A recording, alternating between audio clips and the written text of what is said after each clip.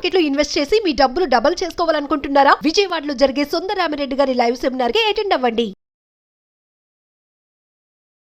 Donald Trump America president గా oath తీసుకున్న తర్వాత ఇల్లీగల్ ఇమిగ్రెంట్స్ అక్రమ వలసదారులపై ఆయన చర్యలు ప్రపంచవ్యాప్తంగా చర్చలోకి ఉన్నాయి. అసలు ఎందుకు ఆయన చర్యలు ప్రపంచవ్యాప్తంగా చర్చిస్తున్నారు?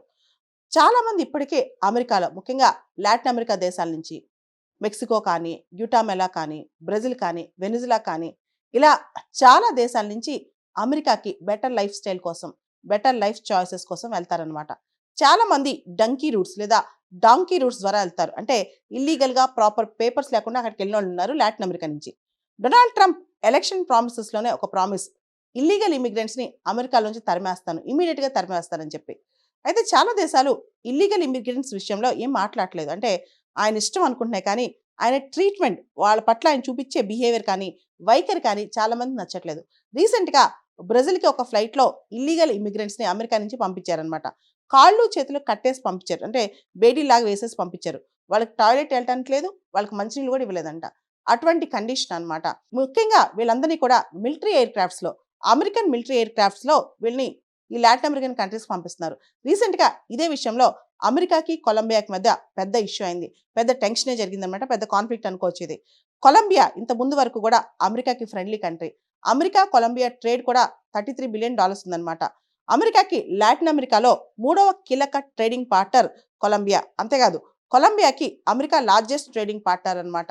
అయినా సరే మిలిటరీ ఎయిర్ క్రాఫ్ట్స్లో, సివిలియన్ ఎయిర్ క్రాఫ్ట్స్లో కాకుండా మిలిటరీ ఎయిర్ క్రాఫ్ట్స్లో ఏదో పెద్ద క్రిమినల్స్ లాగా, దొంగల్లాగా వీళ్ళందరినీ పట్టుకుని పంపించడం కొలంబియాకి నచ్చలేదు. కొలంబియన్ ప్రెసిడెంట్ గుస్తావో పెట్రో, ఈయన దీన్ని చాలా తప్పుపట్టారనమాట. ఇది చాలా తప్పు అని చెప్పి ఇనీషియల్గా ఒక ఫ్లైట్ని అసలు ఆగనివ్వలేదు. దీంతో ట్రంప్ కోపం వచ్చింది. కోపం వచ్చి, కొలంబియా నేను పంపించిన ఫ్లైట్ను ఆపేస్తామని చెప్పి, మీరు కనుక ఆపేస్తేలే నా ఫ్లైట్స్, ఈ మిలిటరీ ఎయిర్ క్రాఫ్ట్స్ ఆపేస్తే కనుక నేను మీ పైన టారిఫ్స్ వేస్తానని చెప్పి కొలంబియా పైన 25% టారిఫ్స్ అని చెప్పి ప్రకటన కూడా చేశారు. దీంతో కొలంబియా కాస్త తగ్గి ఇప్పుడు సాఫ్ట్ అయిందనమాట. అమెరికా హార్డ్ డిప్లొమసీ లేదా హార్డ్ ఫారెన్ పాలసీ ఫాలో అవుతుంది ఇప్పుడు ఇల్లీగల్ ఇమిగ్రెంట్స్ సంబంధించి. ట్రంప్ ఎలక్షన్లో ప్రామిస్ చేసి ఆ తర్వాత గెలిచి ఇప్పుడు ఇల్లీగల్ ఇమిగ్రెంట్స్ పైన ఇలాంటి చర్యలు తీసుకుంటున్నారు. ముఖ్యంగా ఎలా అయినా సరే అమెరికాలో పూర్తి స్థాయిలో ఇల్లీగల్ ఇమిగ్రెంట్స్ని పంపించాలని చెప్పి ట్రంప్ ఆలోచిస్తున్నారనమాట.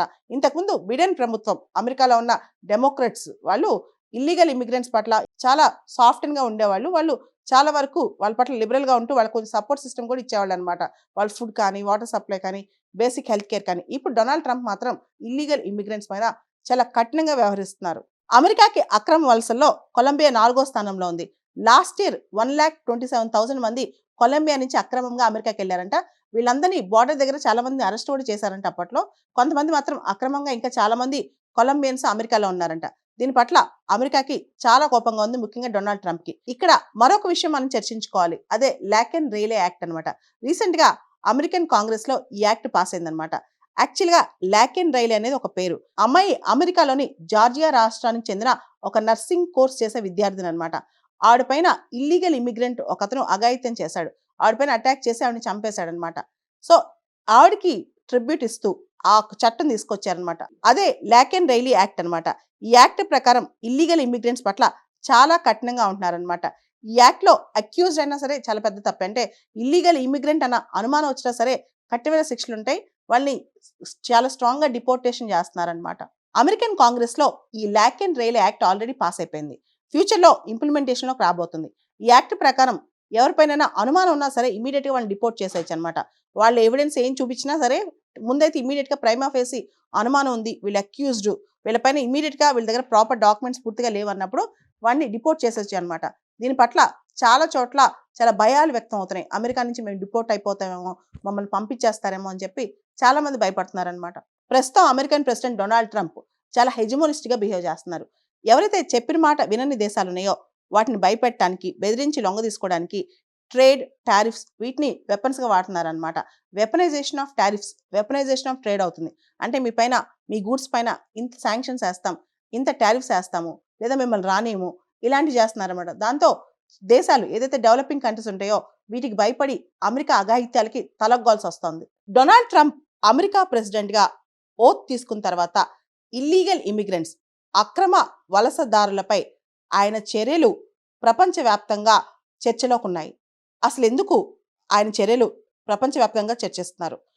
చాలామంది ఇప్పటికే అమెరికాలో, ముఖ్యంగా లాటిన్ అమెరికా దేశాల నుంచి, మెక్సికో కానీ, గ్యూటామెలా కానీ, బ్రెజిల్ కానీ, వెనిజులా కానీ, ఇలా చాలా దేశాల నుంచి అమెరికాకి బెటర్ లైఫ్ స్టైల్ కోసం, బెటర్ లైఫ్ చాయిసెస్ కోసం వెళ్తారనమాట.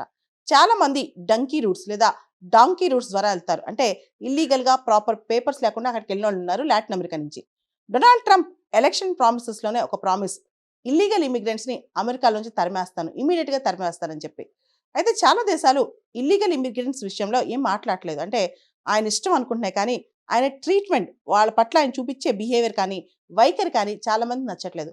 రీసెంట్గా బ్రెజిల్కి ఒక ఫ్లైట్లో ఇల్లీగల్ ఇమిగ్రెంట్స్ని అమెరికా నుంచి పంపించారనమాట. కాళ్ళు చేతులు కట్టేసి పంపించారు. అంటే బేడీలాగా వేసేసి పంపించారు. వాళ్ళకి టాయిలెట్ వెళ్ళటానికి లేదు, వాళ్ళకి మంచినీళ్ళు కూడా ఇవ్వలేదంట. అటువంటి కండిషన్ అనమాట. ముఖ్యంగా వీళ్ళందరినీ కూడా మిలిటరీ ఎయిర్ క్రాఫ్ట్స్లో, అమెరికన్ మిలిటరీ ఎయిర్ క్రాఫ్ట్స్లో వీళ్ళని ఈ లాటిన్ అమెరికన్ కంట్రీస్ పంపిస్తున్నారు. రీసెంట్గా ఇదే విషయంలో అమెరికాకి కొలంబియాకి మధ్య పెద్ద ఇష్యూ అయింది. పెద్ద టెన్షనే జరిగిందనమాట. పెద్ద కాన్ఫ్లిక్ట్ అనుకోవచ్చు ఇది. కొలంబియా ఇంత ముందు వరకు కూడా అమెరికాకి friendly country. America Colombia trade కూడా $33 బిలియన్ ఉందన్నమాట. అమెరికాకి లాటిన్ అమెరికాలో 3వ కీలక ట్రేడింగ్ పార్ట్నర్ కొలంబియా. అంతేకాదు, కొలంబియాకి అమెరికా లార్జెస్ట్ ట్రేడింగ్ పార్ట్నర్ అనమాట. అయినా సరే మిలిటరీ ఎయిర్ క్రాఫ్ట్స్లో, సివిలియన్ ఎయిర్ క్రాఫ్ట్స్లో కాకుండా మిలిటరీ ఎయిర్ క్రాఫ్ట్స్లో ఏదో పెద్ద క్రిమినల్స్ లాగా, దొంగల్లాగా వీళ్ళందరినీ పట్టుకుని పంపించడం కొలంబియాకి నచ్చలేదు. కొలంబియన్ ప్రెసిడెంట్ గుస్తోవో పెత్రో, ఈయన దీన్ని చాలా తప్పుపట్టారనమాట. ఇది చాలా తప్పు అని చెప్పి ఇనీషియల్గా ఒక ఫ్లైట్ని అసలు ఆగనివ్వలేదు. దీంతో ట్రంప్ కోపం వచ్చింది. కోపం వచ్చి, కొలంబియా నేను పంపించిన ఫ్లైట్ను ఆపేస్తామని చెప్పి, మీరు కనుక ఆపేస్తేలే నా ఫ్లైట్స్, ఈ మిలిటరీ ఎయిర్ క్రాఫ్ట్స్ ఆపేస్తే కనుక నేను మీ పైన టారిఫ్స్ వేస్తానని చెప్పి కొలంబియా పైన 25% టారిఫ్స్ అని చెప్పి ప్రకటన కూడా చేశారు. దీంతో కొలంబియా కాస్త తగ్గి ఇప్పుడు సాఫ్ట్ అయిందనమాట.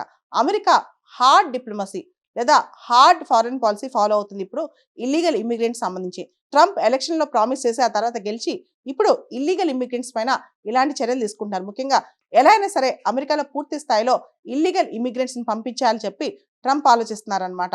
ఇంతకుముందు బిడెన్ ప్రభుత్వం, అమెరికాలో ఉన్న డెమోక్రట్స్ వాళ్ళు ఇల్లీగల్ ఇమిగ్రెంట్స్ పట్ల చాలా సాఫ్ట్గా ఉండేవాళ్ళు. వాళ్ళు చాలా వరకు వాళ్ళ పట్ల లిబరల్గా ఉంటూ వాళ్ళకి కొంచెం సపోర్ట్ సిస్టమ్ కూడా ఇచ్చేవాళ్ళు అనమాట.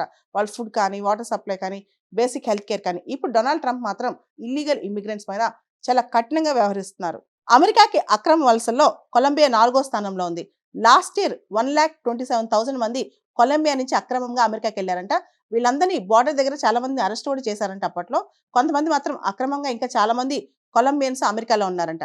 దీని పట్ల అమెరికాకి చాలా కోపంగా ఉంది, ముఖ్యంగా డొనాల్డ్ ట్రంప్కి. ఇక్కడ మరొక విషయం మనం చర్చించుకోవాలి. అదే లాకెన్ రైలే యాక్ట్ అనమాట. రీసెంట్గా అమెరికన్ కాంగ్రెస్లో ఈ యాక్ట్ పాస్ అయిందనమాట.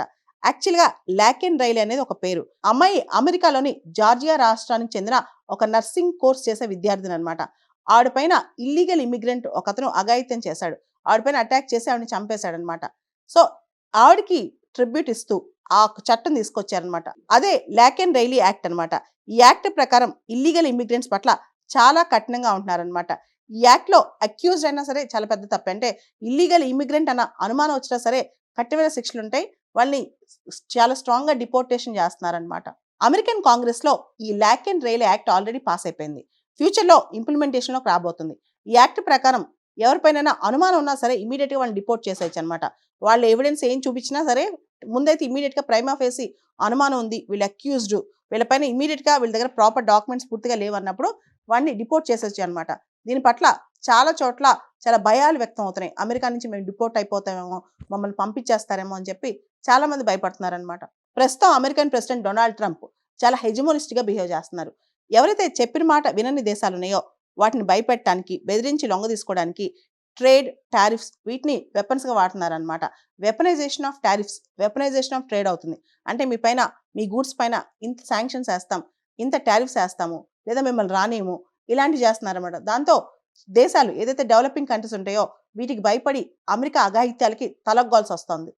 హాయ్. మొట్టమొదటిసారిగా మన విజయవాడలో క్లాస్ రూమ్ ట్రైనింగ్ అండి, 1 డే క్లాస్ రూమ్ ఎన్విరాన్మెంట్లో ఆఫ్లైన్ వెబినార్ జరగబోతుంది. అంటే ఇంట్రెస్ట్ ఉన్న పార్టిసిపెంట్స్ ఈ కింద స్కూల్ అవుతున్న నెంబర్కి రింగ్ చేసుకొని సీట్ బుక్ చేసుకోండి. దీంట్లో ETFs, index funds and mutual funds మీద completely and hand holding experience మీకు ప్రొవైడ్ చేయబడుతుంది. దీని ద్వారా ఏంటంటే మనం ఎసెట్స్ని స్టాక్ మార్కెట్లో ఎలా మేనేజ్ చేసుకోవాలి, ఎలా గ్రో చేసుకోవాలి, ఎలా ప్రొటెక్ట్ చేసుకోవాలో అంటే ప్రాక్టికల్గా నేర్చుకుంటారు. అండ్ మీ ఇప్పటి వరకు మనం ఆన్లైన్లోనే మీరు అటెండ్ అవుతున్నారు. ఇక నుంచి మీరు మన విజయవాడ సిటీలోనే అండ్ లైవ్లో క్లాస్ రూమ్ ఎన్విరాన్మెంట్లోనే నేర్చుకునే ఛాన్స్ దొరుకుతుంది. కాబట్టి ఇంట్రెస్ట్ ఉన్న పార్టిసిపెంట్స్ కింద స్క్రోల్ అవుతున్న నెంబర్కి పింగ్ చేసి సీటు రిజర్వ్ చేసుకోండి. Thank you.